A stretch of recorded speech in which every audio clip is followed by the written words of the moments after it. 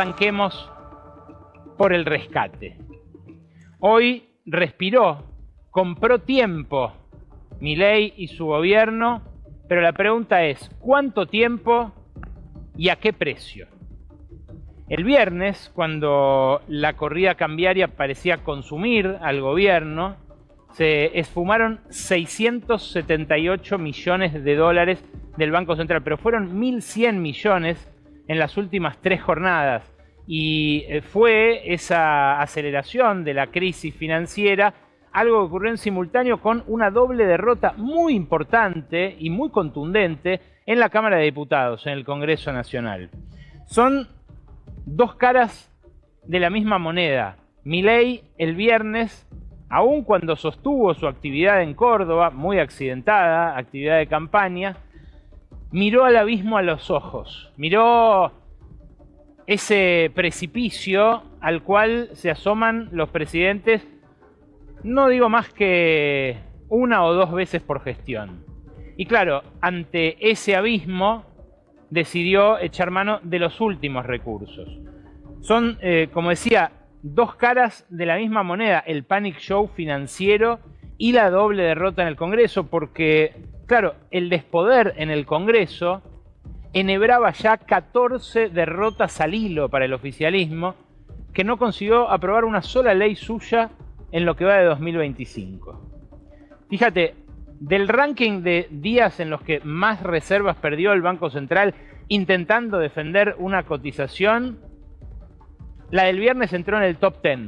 Acá tenemos las 20 jornadas en las que más dólares vendió el Banco Central. Las 3 primeras son de Federico Sturzenegger como presidente del Banco Central. Las 3 superan los 1.000 millones de dólares en un día y fueron en aquel momento de crisis del gobierno de Mauricio Macri, el año 2018.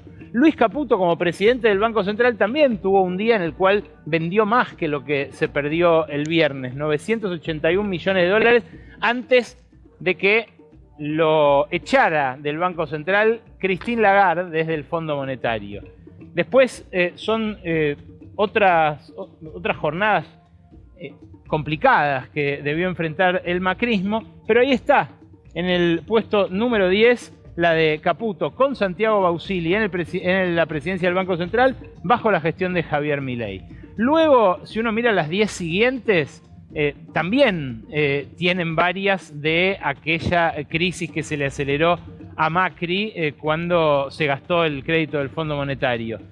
Pero bueno, hay algunas de otras gestiones. Hay una de la gestión kirchnerista con Martín Redrado en la presidencia del Banco Central.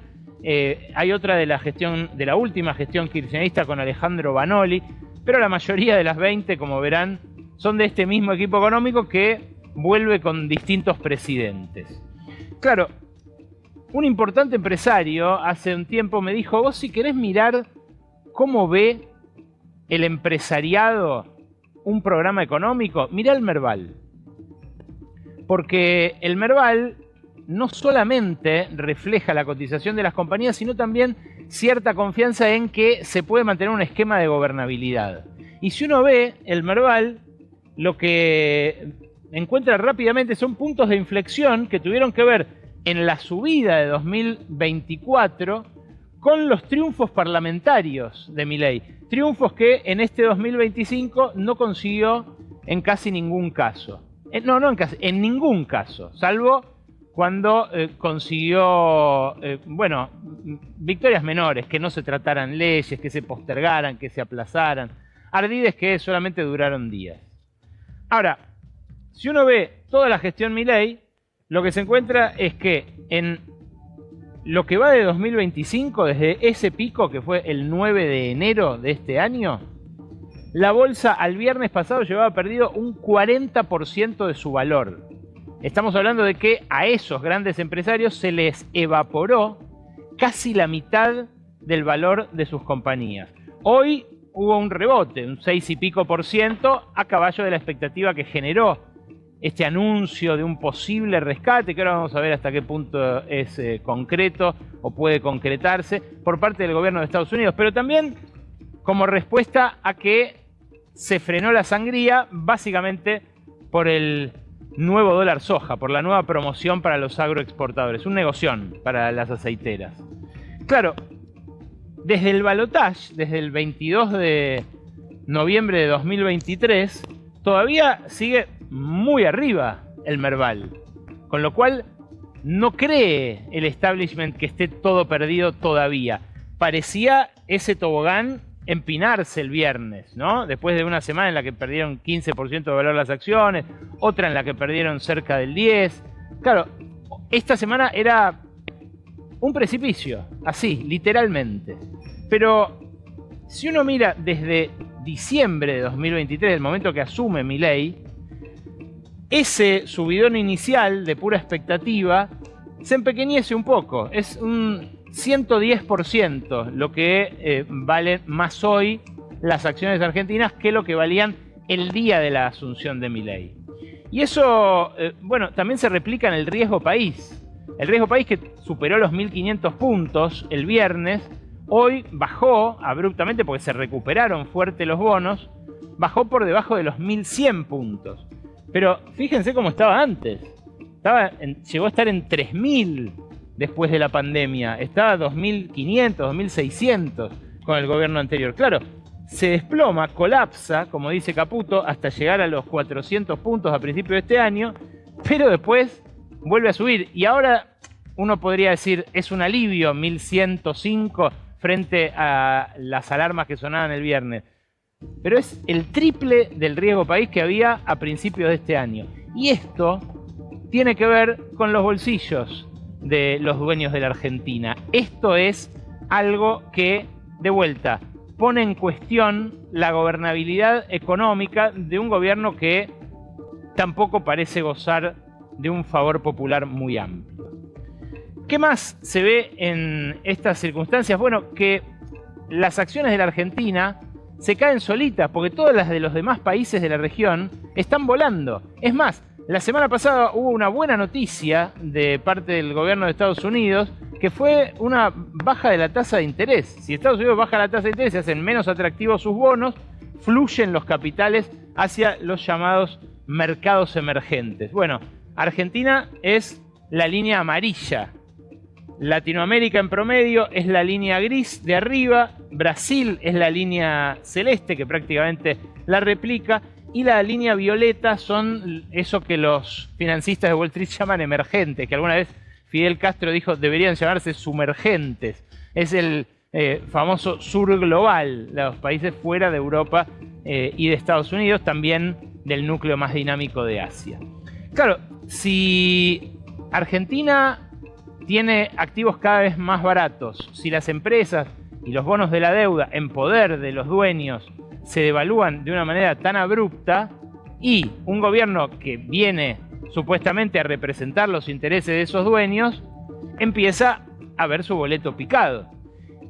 Y la intervención sobre el programa económico de Javier Milei, la intervención que corra a Luis Caputo del medio, es algo que puede aplazarse ahora con este manotazo de ahogado del dólar exportador, pero que queda pendiente para después de las elecciones, y no creo que hayan olvidado, mirando sus teléfonos celulares y sus tenencias valorizadas, esos dueños de la Argentina.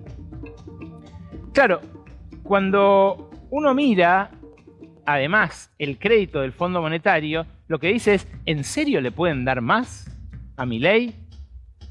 El propio Fondo Monetario publicó este grafiquito que vas a ver a continuación en su última revisión, en la revisión del acuerdo que, bueno, le dio un aporte de campaña de 20.000 millones de dólares.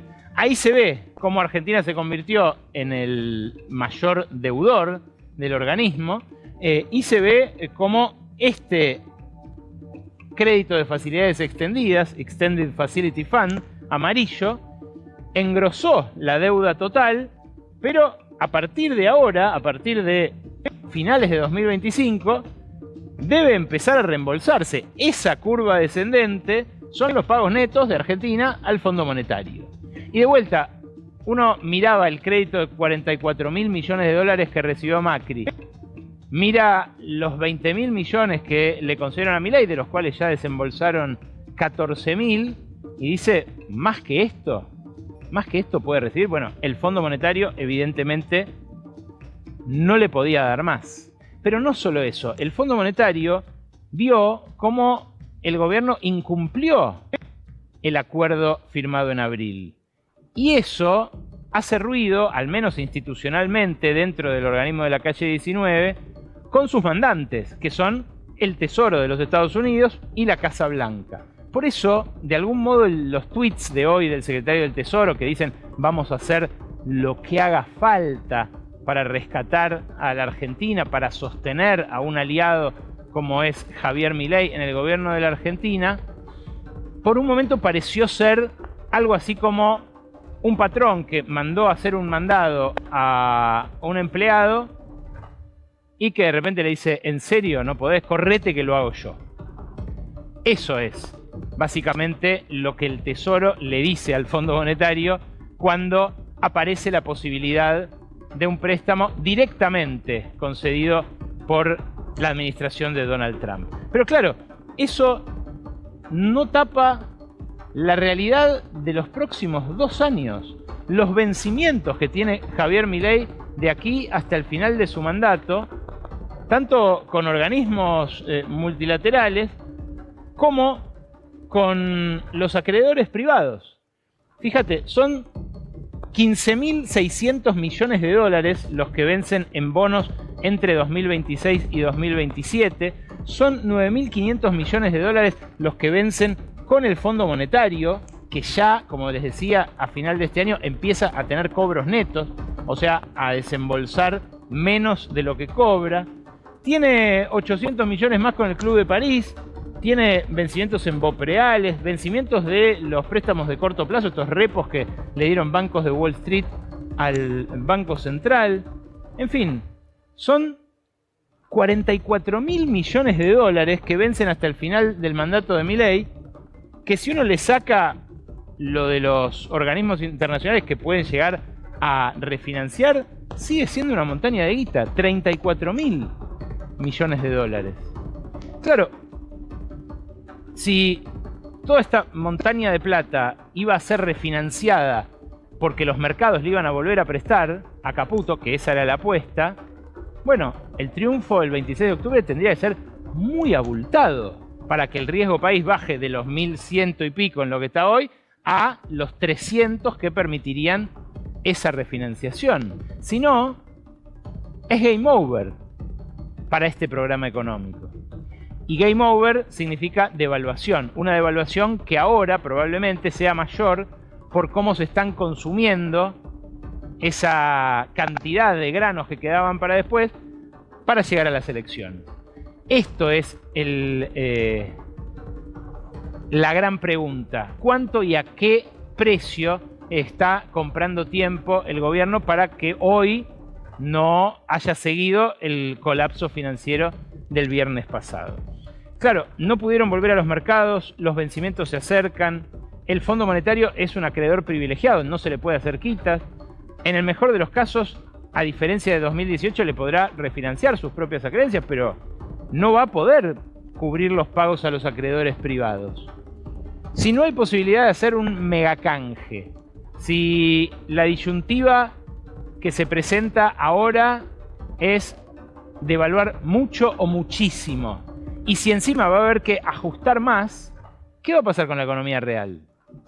Bueno, son preguntas que no responde el ministro de Economía, que en vez de responderlas, lanza arengas, lanza apuestas, como si fuera prácticamente un jugador compulsivo. Esto es lo que dijo el jueves por la noche, antes del descalabro del viernes. Nosotros confiamos plenamente en el programa, plenamente, y no nos vamos a mover del programa.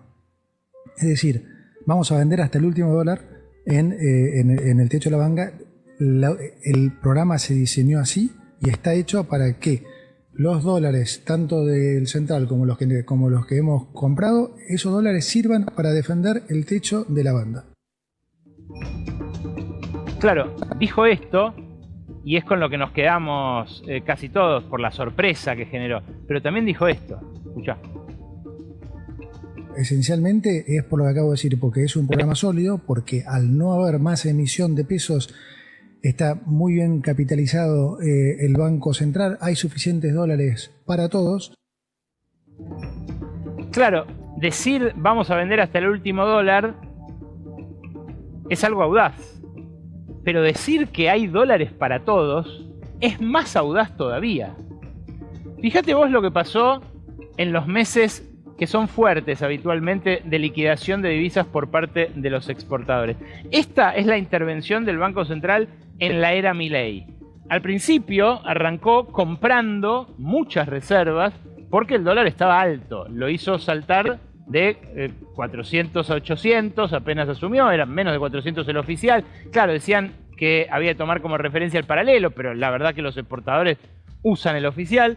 Entonces, con ese tipo de cambio recontra alto, acumularon reservas de a 3.000 millones de dólares por mes en esos primeros meses. Después, en la segunda mitad de 2024, se les acabó esa super cosecha de 2024. Apareció el blanqueo. El blanqueo les permitió de vuelta comprar algunas reservas para el Banco Central, pero fíjate, a un ritmo menor que el ritmo que tuvieron al principio. En ese momento, lo que dijeron fue: vamos a empujar la bicicleta financiera para mantener el dólar barato y darle ganancia a los especuladores para que no vayan al dólar.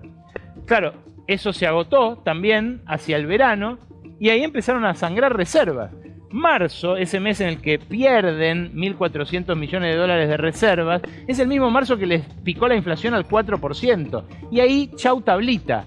Hola, Fondo Monetario trae una asistencia, un rescate cada 6 meses, como decían recién en Duro de Domar, y se establece el nuevo esquema de flotación entre bandas. Claro, después de eso, la flotación entre bandas, a pesar de que venía la liquidación de divisa fuerte del agro, que liquidó como nunca, liquidó récord en la primera mitad de este año, 0, 0, 0 y 0. Y en esos meses se suponía, le habían prometido al Fondo Monetario, que iban a comprar un montón de reservas. Claro, no juntaron reservas cuando debieron, cuando le habían prometido al Fondo Monetario que lo harían, regalaron los dólares de la cosecha, se dieron también los dólares del blanqueo, y por eso ahora apelan a lo último que quedaba de granos, que equivale a unos 10.000 millones de dólares en poder de las cerealeras. Es un negoción para este sector tan concentrado de la economía, este sector que dominan las multinacionales, que tenía Vicentín como única empresa argentina grande, pero el costo es alto, porque la baja de las retenciones es a 0. Yo estoy seguro que la pregunta que te hiciste durante todo el día, vos que estás bien informado, bien informada, que mirás la ley de la selva, es: ¿cuánto cuesta esa rebaja de retenciones? ¿Y cuánto costaban las leyes que vetó el gobierno en el Congreso? Bueno, vamos uno por uno, porque realmente vale la pena hacer la comparación. La rebaja del maíz cuesta 370.500 millones de dólares. Eso es un poco más del doble de lo que costaría aplicar la ley Garrahan, la ley de emergencia pediátrica. Un poco más del doble, sí, 370.000 millones contra 133.400 millones, estimado por la Oficina de Presupuesto del Congreso. La rebaja de las retenciones a la soja, hoy vi que había algunas estimaciones que hablaban de 1.100 millones de dólares, otras de 1.400 millones de dólares. Bueno, si uno toma todo el grano remanente que hay y supone que una vez que liquiden los 7.000 millones de dólares que prometieron las cerealeras, se extiende el cupo y se llega a los 10.000 millones que se supone más o menos que hay entre los grandes acopios y los silos, lo que resigna el fisco es esto: 3.3 billones de pesos, o sea, 3.3 millones de pesos. Esto es un 50% más que la ley de financiamiento universitario, también estimado su costo por la Oficina de Presupuesto del Congreso, y es 1 billón más que lo que costaría, en la estimación más conservadora, la ley de emergencia en discapacidad. Este es el orden de prioridades de La Libertad Avanza.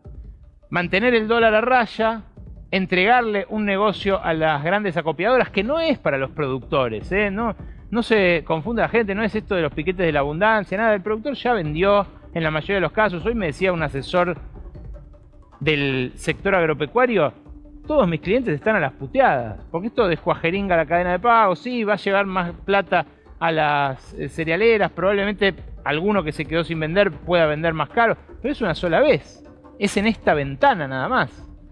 Claro, ¿qué va a pasar después? Bueno, lo que va a pasar es que las aceiteras van a poder vender sin retenciones sus granos ahora, van a poder comprar dólares y esperar sentadas la devaluación de noviembre con dólares en sus balances. Bueno, es algo además que se parece demasiado a lo que hacía el gobierno anterior para conseguir dólares de los agroexportadores, como para que Manuel Adorni, el vocero presidencial, haya tuiteado esto en su momento. Fíjate, noviembre de 2022, se lanzó el dólar soja 2, 230 pesos por dólar a quienes liquiden hasta el 31 de diciembre. Pretenden hacerse de 3.000 millones de dólares de reservas. Esto asegura una emisión monetaria adicional de al menos 180.000 millones de pesos. Se hacen de mayor recaudación que necesitan, porque ya nadie les presta. Dios nos proteja, fin. No es solo el vocero el que protestaba contra el dólar soja que ahora aplica Caputo. Es también el propio presidente. Fíjate lo que decía Milei sobre el dólar soja cuando era todavía un simple diputado en 2022, antes que aquel comentario de Adorni. Es una chanchada, es una vergüenza, decía el presidente. Bueno, claro, por un lado está esto, está el costo fiscal de bajar retenciones para obtener los dólares ya. Por otro lado, está el sacrificio de la liquidación posterior de divisas. Porque no es que se inventan granos o se inventan dólares. Los granos que se iban a liquidar paulatinamente hasta fin de año se liquidan todos ahora y después no. Entonces, la no devaluación de ahora le pone más presión a la devaluación de después. Pero a eso se suma el salvavidas de Trump. Y el salvavidas de Trump, por ahora, no tenemos en absoluto claridad de en qué consiste ni a cambio de qué. Lo que sí sabemos es que sacaron un comunicado la semana pasada que habla de seguir profundizando los lazos estratégicos entre este gobierno y la administración Trump. Fíjense, la deuda es entre países, o sea, la vamos a tener que pagar nosotros, pero los lazos son entre este gobierno y la administración Trump. Una administración que, dicho sea de paso, bueno, inventa palabras, ¿no? Dice que reafirma su alineación con Occidente, sea lo que sea que es eso ya a esta altura. Bueno, el instrumento que utilizarían los asesores y funcionarios de Donald Trump para asistir al gobierno con el que tiene tan estrechos lazos es el Fondo de Estabilización Cambiaria, el ESF. El ESF se puede usar sin pasar por el Congreso. Lo usó, de hecho, Bill Clinton con la administración mexicana de Ernesto Zedillo en 1995. Después se usó en otros varios casos, en la crisis asiática, en la crisis brasileña. En fin, el antecedente más significativo es el de México en el tequila en 1995. Cuando empieza a entrar en crisis el peso mexicano, habían establecido una bicicleta financiera parecida a la de Caputo, pero con fondos especulativos norteamericanos. Este fondo le entrega 20.000 millones de dólares en líneas de crédito y garantías. Se lo devuelven en menos de un año, con un beneficio para Estados Unidos de 500 millones de dólares por la diferencia de cotización de esos bonos. Pero claro, El tequila, que había estallado a fines del 94, azotaba a una economía que acababa de firmar el NAFTA con Estados Unidos. Era, primero, que es una economía muy dependiente, son muy interdependientes, diría yo, Estados Unidos y México. Segundo, que hacía un año que se había creado el NAFTA y era un papelón para Clinton que su reciente socio estratégico se desplomara, se sumergiera en una crisis sin retorno. Entonces, cuando se empiezan a fugar los capitales de la bicicleta mexicana, este dinero en realidad va a rescatar a los financistas norteamericanos que habían ido a andar en bicicleta a México. También buscó cubrir a los que habían invertido en la economía real, a las primeras maquilas que se habían instalado también con capitales estadounidenses en la parte norte de México para proveer a Estados Unidos. Claro, además hubo un colateral, hubo una garantía por parte de México, la joya más importante que tenía México en ese momento, el petróleo de Pemex, una empresa petrolera que nunca consiguieron privatizar los grandes capitales globales, que intentaron, y vaya si lo intentaron, pero que en aquel momento entregó su principal activo. No se lo ejecutaron, México volvió a Pemex ese activo, pero la pregunta es, ¿qué colateral querrán de la Argentina? ¿Cuál es la garantía que exige ahora Donald Trump, un presidente muy transaccional, un presidente que, así como da, pretende recibir, y siempre pretende recibir más de lo que da, de la Argentina, de una Argentina que además está entregada, como les decía, con una administración que apuesta todo all-in a esa relación carnal con Estados Unidos, que rompió otras relaciones que la podían ayudar a sobrellevar la crisis, pero que además no movió ni un centímetro el labio cuando el designado embajador, que todavía no llegó a la Argentina, Peter Lamelas, dijo que su misión era ordenar a los gobernadores de las provincias para que no tuvieran más relaciones con China. Este fin de semana hubo un tour por la Patagonia que llevó adelante Heidi Gómez Rápalo, la encargada de negocios de la embajada estadounidense, que está a cargo de esa legación hasta la llegada de Peter Lamelas. Puede servir esta recorrida como pista para entender o para empezar a atisbar qué es lo que le interesa a Donald Trump de la Argentina. Porque compartió, por ejemplo, estas fotos de su visita a INVAP, la fábrica de reactores y de satélites barilochense, que es estatal mixta, que es un poco propiedad de Río Negro, un poco propiedad de la Universidad del Comahue. Claro, siguió la recorrida, incluyó también una visita al gobernador Alberto Beretilnec, incluyó una visita con legisladores de los dos partidos a funcionarios de la Patagonia, de distintas provincias. Tenemos la foto con el gobernador, creo, porque me parece elocuente también de su avanzada en esto que dijo Lamelas que va a hacer. Ahí está la foto de Heidi con el gobernador. Y también, esto es especialmente interesante, la visita al Instituto Balseiro.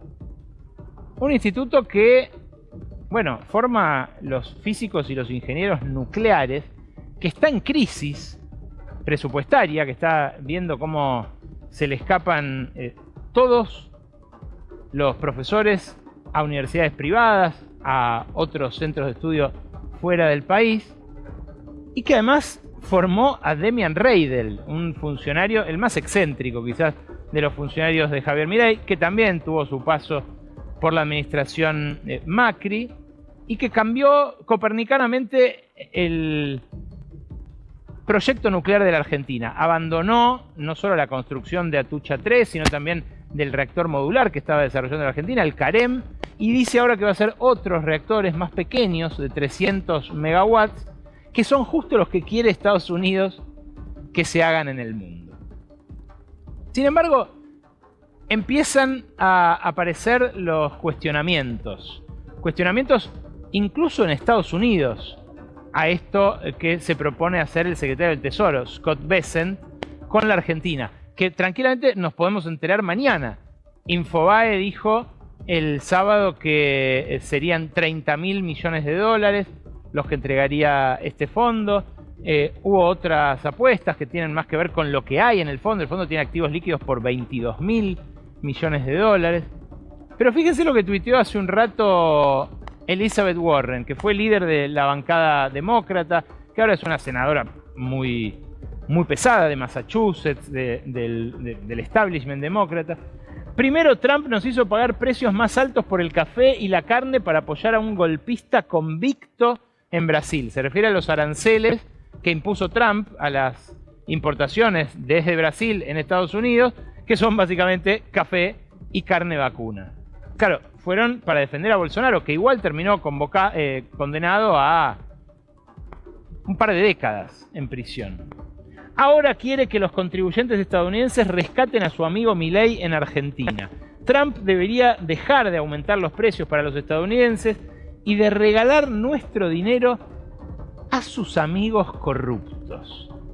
Claro, en Estados Unidos todavía se tramita la causa Libra, porque hay muchos damnificados allá, pero también llegaron los ecos de los audios de la Agencia Nacional de Discapacidad. El 3% para Karina se tradujo al 3% for Karina en Estados Unidos. Llegó eso tan elocuente, esa familiaridad con la corrupción que mostró Diego Españuelo, que además, dicho sea de paso, entraba como Pancho por su casa a la Quinta de Olivos desde que empezó la gestión. Y hablando de corrupción, justamente el hombre que yo les contaba la semana pasada quiere el Fondo Monetario como reemplazo de Toto Caputo.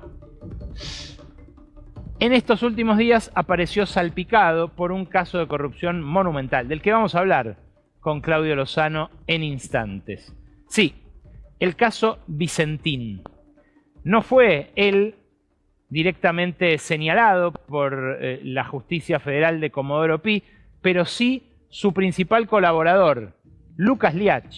Lucas Liach, bueno, es, ¿cómo decir?, más que la mano derecha de Federico Sturzenegger. Y a Lucas Liach lo embargaron y le prohibieron la salida del país por haber entregado 300 millones de dólares desde el Banco Nación a esta empresa antes de su quiebra fraudulenta y antes también de que fugaran buena parte de esos millones de dólares a las cuentas de los Padoan, los Nardelli, los Bullati, los Gasse en guaridas fiscales alrededor de todo el mundo. Fíjate, este hombre que, insisto, tiene prohibida la salida del país, tiene embargados sus bienes. Fíjate vos hasta qué punto es una especie de Santiago Caputo de la economía. No tiene designación formal, pero entra a la Casa Rosada con Sturzenegger para los momentos más importantes de la gestión. Esto es información exclusiva. Nosotros tenemos los registros de ingreso tanto a la Casa Rosada como a la Quinta de Olivos por los pedidos de acceso a la información que hicimos, y ahí se ve cómo entra como Pancho por su casa desde la primera reunión de gabinete el 12 del 12 de 2023, Lucas Liach a la Casa de Gobierno. Fíjense, en diciembre llega a entrar 2 veces, ahí están quienes autorizan sus ingresos. Vuelve a entrar en enero, no se tomó vacaciones, lo deja entrar Rolandi, actualmente empoderado por Guillermo Francos, lo deja entrar el propio Milei, lo deja entrar Pose cuando era al principio jefe de gabinete. En fin, las reuniones a las que acude son todas con Federico Sturzenegger. Reuniones donde se definen cosas importantes, donde el coloso, como le dicen a Sturzenegger, despliega su seducción sobre Milei. Dijo el propio Sturzenegger que con esos pilones de leyes para desregular le arrancó hasta gemidos de placer al presidente. Bueno, de todo esto fue testigo Lucas Liach, que siguió entrando y entrando y entrando a la Casa Rosada, fíjense, autorizado por De Lorenzi, autorizado por Franco, por Milei, incluso a un brindis por el cumpleaños del presidente el 22 de octubre, donde también estuvieron José Luis Espert, cabeza de lista en la provincia de Buenos Aires ahora, y el propio Diego Spagnuolo, el hombre de los audios de Carina de la Agencia Nacional de Discapacidad, el hombre que iba a escuchar ópera con Milei todos los domingos. Claro, Lucas Liach no está nombrado como funcionario, cobra un sueldo de la Fundación Universidad Torcuato Di Tella, donde da clases, pero evidentemente, bueno, pasa muchas de sus horas en la Casa Rosada. Ese cóctel de cumpleaños al que asistieron no más de 50 personas, también lo muestra en el cenáculo más íntimo del poder, junto, insisto, con Federico Sturzenegger, a quien en el Fondo Monetario querrían ver como el nuevo ministro de Economía. Lucas Liach es hijo del exministro de Educación de la Rúa, de Juan Liach, y también de una Strugamú, yo no sabía esto, de Magdalena Strugamú Meriggi, parte de una de las familias más aristocráticas de la Argentina, sobrina nieta era ella de los dueños del Palacio Strugamú, prima hermana de Carlos Pedro Blaquier. En fin, uno pensaba que los Liach eran solo gente que viajaba en tren desde Olivos al centro, pero no. Claro, breve comentario final sobre la marcha de la economía y cómo la puede afectar este salvavidas. Bueno, la economía real está catatónica. Lo que vimos, por ejemplo, en el informe sobre bancos el viernes es que la mora en las familias trepó a un récord histórico. Nunca hubo más mora en las familias, ni siquiera en la crisis de Macri, ni siquiera en la pandemia. Ese 5,6% es gente que no puede pagar ni el mínimo, que le suspenden la tarjeta, le cortan la tarjeta. Tarjeta que muchas veces usaron antes para comprar comida y que ahora ya no tienen más. Pero hoy salió esta encuesta de tendencia de negocios de la industria manufacturera, que lo que muestra es cuáles son las preocupaciones de los empresarios industriales. Fíjate, les preguntan a los industriales, a los dueños de fábricas, ¿cuál es tu principal quilombo? No hay energía, faltan materias primas, falta mano de obra, hay competencia. No, lo peor, dicen la mitad de los encuestados, dicen el problema es que no me compran. La demanda interna insuficiente. El segundo rubro de preocupación es la competencia de productos importados. Pero no es algo que se limite a las industrias. Fíjate lo que pasa en los comercios, fíjate lo que pasa en shoppings y grandes supermercados. También, el principal problema, lo que peor tienen los empresarios del comercio, es la falta de demanda, que no les compran, básicamente. Y claro, si las empresas industriales están en la alerta, si el 51% dice que los pedidos de sus clientes están por debajo de lo normal, bueno, ¿qué dólar hace falta? Porque esa es otra pregunta que se hacen en el mundo de la economía real. ¿Qué va a pasar después de las elecciones? ¿El dólar se irá a 2.000, a 2.300, a 2.500? ¿Volverán a poner un cepo? ¿El fondo o el tesoro obligarán a Milei a comprar reservas? Si lo obligan a comprar reservas va a tener que estar más caro el dólar, para que por lo menos no se vayan las que hay. Ahora, ¿el dólar hoy está barato o caro? Esta es una cuenta que sacó Alejandro Banoli con dólares de distintos momentos de la historia reciente y no tanto. Fíjate, el promedio del frente de todo fue 1.548 pesos el dólar. El promedio del último tramo de Cristina, 1.451 pesos. Estamos hablando del dólar oficial en todos los casos. El promedio de la primera parte de Macri, 1.287 pesos. El promedio del 1 a 1, más barato que el actual, 1.074 pesos. Pero claro, uno mira y lo que le pasó a Macri cuando le estalló la crisis, que ahora le estalla más tempranamente a Milei, es que se le fue a 2.000. Lo que uno mira es que en momentos de crisis, en momentos como, por ejemplo, lo que ocurrió después del 1-1, se fue a 2.700.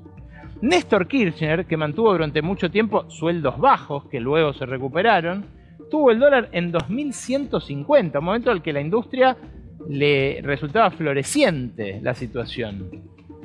Claro, cuando a Macri se le va a 60, equivalía esos 60 a 2.100 pesos de hoy. ¿A cuánto se irá? Porque la cuenta de reservas dividido circulante, yo es todo falopa monetarista. Lo importante es el flujo, las expectativas, la proyección de divisas futuras y, claro, la cantidad de reservas que haya para defender un determinado tipo de cambio. Claro, el dólar que surja va a terminar funcionando como un referee. Referee de ingresos, referee de inversiones, referee de sectores beneficiados y perjudicados. Pero hoy, en Mendoza, se vio la contracara de la especulación. Hoy se vio el abismo social en el que ya estamos metidos.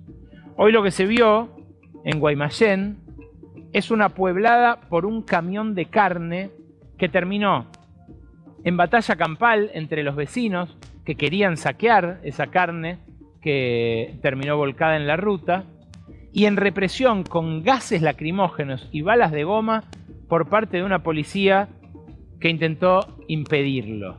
Esta imagen es muy 2001, pasó exactamente lo mismo en aquella crisis social. No hubo represión, en aquel momento dejaron hacer a la gente y recordarán ustedes la imagen de vacas siendo carneadas en el lugar, de medias reses trozadas prácticamente sobre la ruta. Bueno, ahora es esto lo que se vio. El ajuste y su impacto en una provincia, además, como Mendoza, bastión del mileísmo nacional.